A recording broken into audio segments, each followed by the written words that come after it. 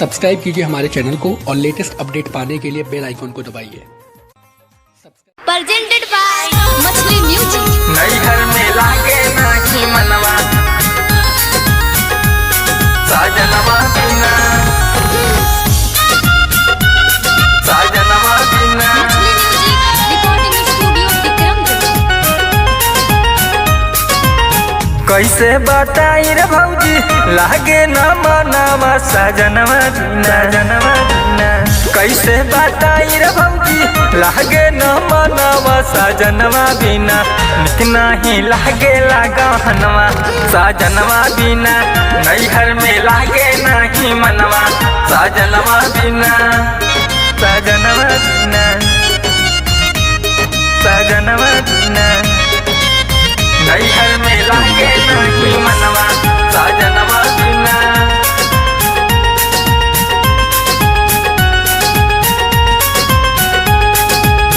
कैसे कहिला भौजी कैसे बताई ओठवा के लाली हमर भूलल लालाई साजनवा बिना कैसे कहिले भौजी कैसे बताई ओठवा के लाली हमर भूलल लालाई कैसे बताई रे भौजी कैसे बाती नवा सजनवा बिना निक नाही लागे गहनवा साजनवा बिना नैहर में लागे नाही मनवा साजनवा बिना साजनवा बिना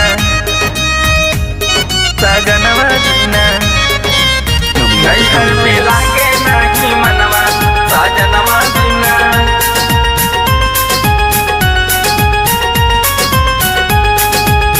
कनवा के बाली रोवे मथवा के बिंदिया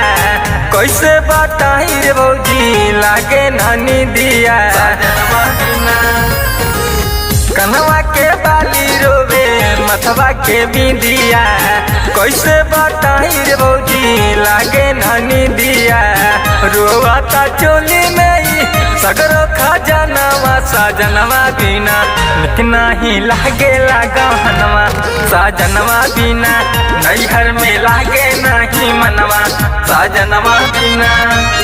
साजनवा बिना साजनवा बिना नैहर में लागे नाही मनवा साजनवा बिना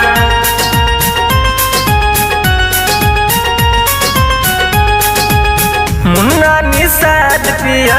घरे न आइले हथवा के चूड़ी कंगना नहीं खनकइले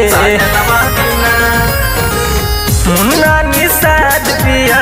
घरे न आइले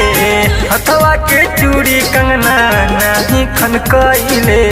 रामू देवरवा नहीं माने कहनवा साजनवा बिना निक नाही लागे गहनवा साजनवा बिना